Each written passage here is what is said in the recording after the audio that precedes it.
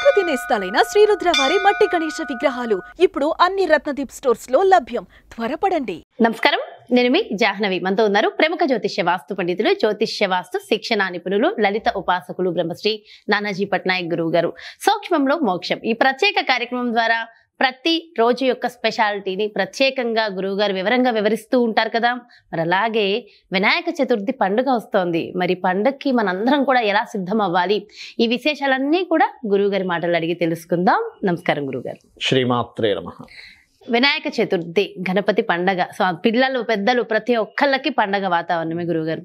అయితే ఆ పండగకి ముందుగానే ఏ విధంగా మనం అందరం సిద్ధమై ఆ పండగను ఎలా జరుపుకోవడం వల్ల మరింత ఫలితం ఉంటుందండి? ఫస్ట్ ఆఫ్ ఆల్ ఏంటంటే మనందరము కూడా గణపతి పూజ కానీ ఏదైనా పూజ చేసే ముందు మనం చేసేది ఏమిటి, ఇల్లును శుభ్రపరచుకుంటాం కదా. ఇల్లును శుభ్రపరిచేటప్పుడు కొన్ని పనులు చేయకూడని ఉంటాయి. చేయకూడని ఎలా అంటే అందరూ ఏం చేస్తారు, ఉదయం నిద్ర లేచి ఫస్ట్ ఇల్లు శుభ్రపరచుకుని తర్వాత స్నానం చేస్తారు. కానీ అలా ఎప్పుడూ చేయకూడదు. మీరు స్నానం చేయకుండా చీపురు ముట్టుకోకూడదు ప్రతిరోజు కూడా. అయ్యో, చీపురు కూడా అమ్మవారి స్వరూపమే. చాటా చీపురు రెండు అమ్మవారి స్వరూపాలు. మీరు భగవంతుడు ఆలయంలోకి వెళ్తారా స్నానం చేయకుండా? పూజ గదిలోకి వెళ్తారా? వెళ్ళరు కదా. అలాగే చీపురుని కూడా ముట్టుకోవద్దని శాస్త్రం. ఓకే, కానీ తెలియక అందరూ చేసేది, తెలియక చేస్తున్నాము. ఏం కాదు, స్నానం చేసి ముట్టుకోండి, ఏమైంది, తప్పే ఉంది, చేయండి. అట్లా మా ఇల్లు మొత్తం దులుపుతున్నాము, మా చేతి ఇంకోసారి స్నానం చేయండి. తల స్నానం చేయాల్సిన అవసరమేం లేదు. ఇక్కడ వరకు కంఠ స్నానం చేయొచ్చు. అది ఫస్ట్ మొట్టమొదటిగా గుర్తుపెట్టుకోవాలి. ముందు రోజే గణపతిని తెచ్చుకోవాలి. ఇప్పుడు కూడా ఆ రోజు పోయి తెచ్చుకుంటారు చాలా మంది. మార్నింగ్ వెళ్ళి తెచ్చుకుంటారు. కొన్నిసార్లు పత్రి దొరకదు, పత్రి మార్నింగ్ తెచ్చుకోవచ్చు. కానీ ముందు రోజు గణపతిని తెచ్చుకోవాలి. ఇంకా మరొక పాయింట్ ఏంటంటే వీలైతే 9 రోజులు పెట్టుకోండి ఇంట్లో. 9 రోజులు కుదరదు, ఇంట్లో ఏదో అంటూ ముట్టే ఉంటాయి సంథింగ్. 7 రోజులు లేదా 5 రోజులు లేదా 3 రోజులు పెట్టుకోవచ్చు, లేదా 1 రోజు కూడా పెట్టుకోవచ్చు. కాకపోతే ఏంటంటే వీలైనన్ని ఎక్కువ రోజులు పెట్టుకోండి ఇంట్లో. ఎందుకంటే మీరు ఒక ప్రాణ ప్రతిష్టలా చేసి దానికి ఒక నిష్టగా పూజ చేస్తారు చూసారా. ఆ రోజు ఎన్ని రోజులు అయితే చేస్తారో 2 రోజులు నేల మీద పడుకోవాలి. ఎవరైతే పూజ చేస్తారో వాళ్ళు బ్రహ్మచర్యాన్ని పాటించాలి, నేల మీద నిద్రించాలి, ఒక దీక్ష తీసుకున్నట్టుగా చేయాలి. అప్పుడు ఏమవుతుందంటే మనం ఏదో పూజ చేసేస్తున్నాం అనుకుంటాం కాదు. గణపతికి సంబంధించిన కళలు, ఆ దైవీ కళలు ఇంట్లో వ్యాపిస్తాయి. ఆ వ్యాపించినటువంటి దైవీ కళల మూలంగా మీకు ఎక్కడ ఆటంకం కలగాలో కలిగేలా చేస్తాడు, ఎక్కడ ఆటంకం కలగకూడదో కలిగకుండా చేస్తాడు. మనం అనుకుంటే అయ్యో ఇక్కడ ఆటంకం కలిగిందని. ఆటంకం కలగడం కూడా మంచిగా చేస్తాడు. ఎందుకంటే ఆటంకం కలిగించేవాడు కూడా గణపతే. అవునా? అంటే ఎలా అంటే చెప్తాను చూడండి. ఇప్పుడు ఒక అమ్మాయి అబ్బాయి ఎవరో ట్రైన్కో ఫ్లైట్కో వెళ్ళబోయాడు, మిస్ అయిపోయింది, అయ్యో మిస్ అయిపోయిందని బాధపడతారు. తర్వాత ఆ బస్సు ఏదో యాక్సిడెంట్కి గురైందని నాకు అమ్మాయి మంచిదేది మిస్ అయింది అనుకుంటాం. అవును, అంటే అక్కడ ఆటంకం కలగడం మంచిదేగా, అంతేగా. అవునా కదా. అలా ఏంటంటే గణపతిని కనుక ధ్యానిస్తే మనకి ఎక్కడ మిస్ అయితే మనం కాపాడబడతాం, అక్కడ మిస్ అయ్యేలా చేస్తాడు ఆయన. ఓకే, అలాగే మనకి శాస్త్రాల్లో 32 గణపతులు చెప్పారు, 1-2 కాదు. ఇంకా కొన్ని వీటిల్లో అయితే 54 గణపతులు కూడా చెప్పారు. అంటే 54 రకాల గణపతులు. మరొకటి ఏంటంటే అందరూ ఏమనుకుంటారంటే గణపతి అంటే కేవలం ఏదో పార్వతీ పరమేశ్వరులకి అప్పుడు ఏదో శివుడు వచ్చి అప్పుడు మాత్రం ఆవిర్భావం జరిగింది అనుకుంటారు. కాదు, శివపార్వతులు ఇద్దరు కూడా వాళ్ళు వివాహానికి ముందు గణపతి పూజ చేశారు. ఓంకార రూపం గణపతి. బ్రహ్మ తను సృష్టిని ఎలాగ దాన్ని ముందుకు తీసుకెళ్లాలన్నప్పుడు గణపతిని ధ్యానం చేస్తే ఒక ఓంకారం వచ్చింది. ఓంకారం వచ్చి దాని గురించి జ్ఞానాన్ని ఇచ్చింది.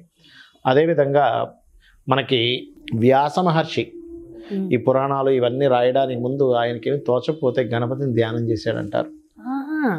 కాబట్టి ఏంటంటే గణపతి అనేటువంటి స్వరూపం ఏదైతుందో విష్ణువే గణపతి.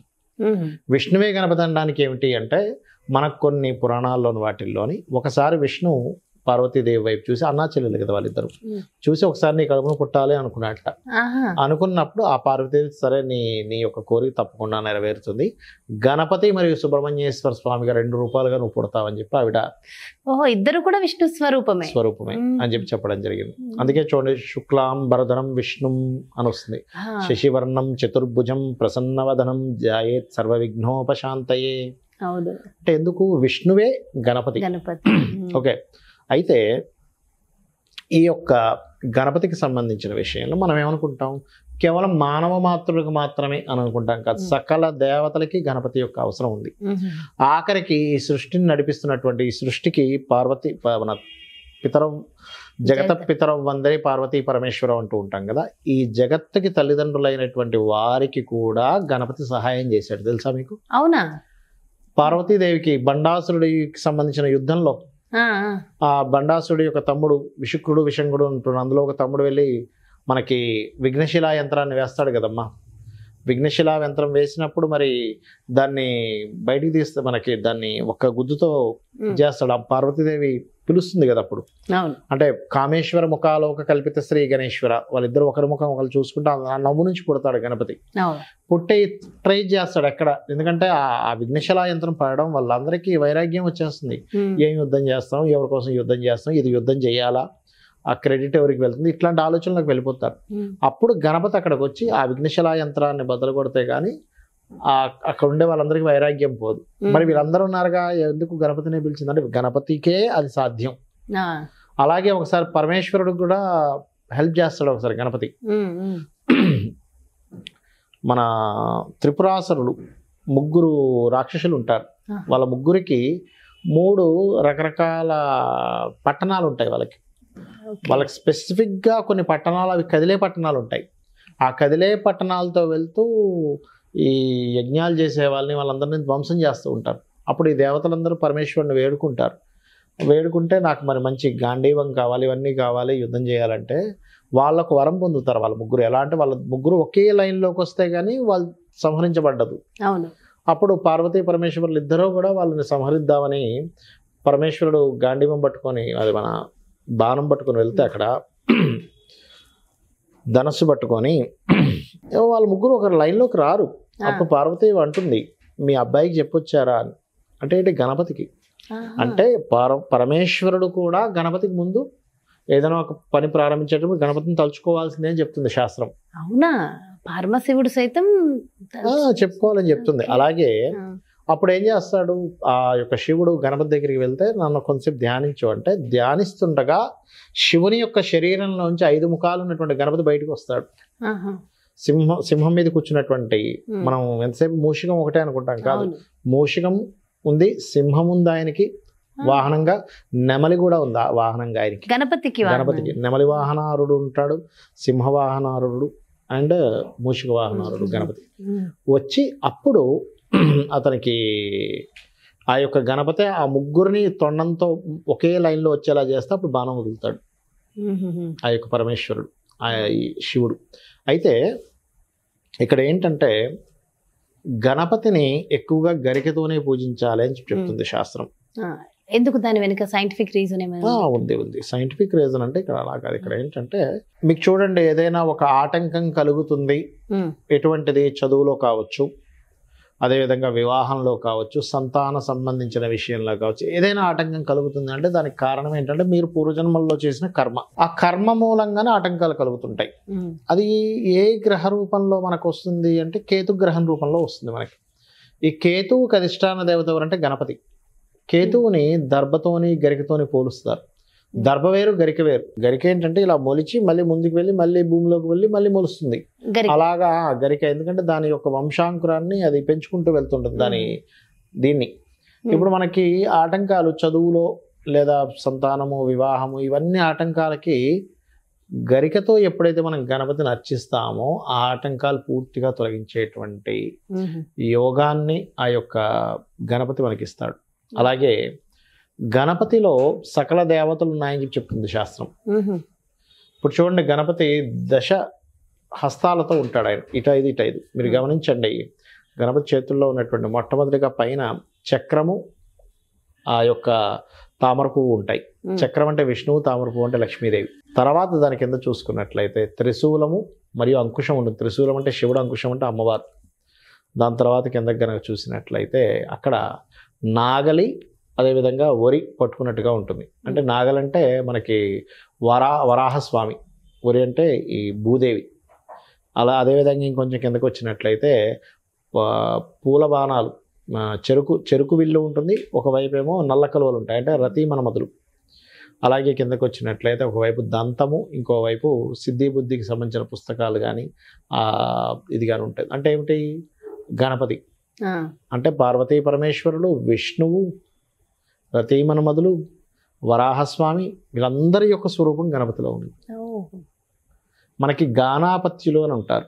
ఈ గానాపత్యులు ప్రత్యేకంగా గణపతిలోనే సకలం చూసుకుంటూ చేసేవాళ్ళు ఉన్నారు. ఇప్పుడు వైష్ణవులు, అదేవిధంగా మనకి శివుణ్ణి కొలిచేటువంటి వారు ఎట్లా అయితే ఉన్నారో, శక్తి ఆరాధకులు ఎలా అయితే గానాపత్యులు అని అంటారు. వాళ్ళకి గణపతినే ఆరాధిస్తూ ఉంటారు. అలాగా మనకి శాస్త్రంలో గణపతికి సంబంధించినటువంటి అనేకమైనటువంటి విషయాలు ఉన్నాయి. ఒక్కొక్క గణపతిని ఒక్కొక్క పరంగా చేయమని చెప్పారు. ఇప్పుడు సంతానం కోసం సంతానానికి ఇబ్బంది అవుతున్నప్పుడు బాల గణపతిని చేయాలి. ప్రతిదీ ఆటంకాలు జరుగుతున్నాయన్నప్పుడు ఓం వక్రతుండాయ నమః చేసుకుంటే ప్రతి ఆటంకం తొలగుతుంది. అంటే విగ్రహం తెచ్చుకునేది కూడా అలా తెచ్చుకోవాలంటే మీకు అలాంటి విగ్రహం దొరకాలంటే దొరకదు, నామస్మరణ చేసుకోవచ్చు. ఓం వక్రతుండాయ నమః ప్రతి ఆటంకం తొలగుతుంది. అదేవిధంగా ఓం బాల గణపతి అయి నమః సంతాన ప్రాప్తి, అలా ఒక్కొక్క ఓం శక్తి గణపతి అయి నమః శక్తి వస్తుంది. ఓం సిద్ధ గణపతి అయి నమః ఏ పనైనా సిద్ధిస్తుంది. అలాగా ఒక్కొక్క దానికి అంటే ఒకటే సంకల్పం పెట్టుకుని ఆ మంత్రాన్ని చేసుకుంటూ ఐశ్వర్య అభివృద్ధి కోసం ఓం లక్ష్మీ గణపతి అయి నమః అట్లా చేసుకోవచ్చు. అది సో ఇలా చేసుకుంటూ విజయం సిద్ధించాలి. ఓం విజయ గణపతి అయి నమః. ఆ గణపతిని తెచ్చుకునే రోజు నుంచి కూడా సంకల్పం మొదలు పెట్టుకుని చక్కగా చేసుకుంటే బాగుంటుంది. ఇంకా అంటే వినాయక చతుర్థికి సంబంధించి ఇంకొక వీడియోలో ఇంకొంచెం ఇన్ఫర్మేషన్ కూడా కావాలి గురువు గారు. అంటే చాలా చక్కటి ఇన్ఫర్మేషన్ ఇచ్చారు. Thank you so much. నమస్కారం. శ్రీమాత్రే నమః.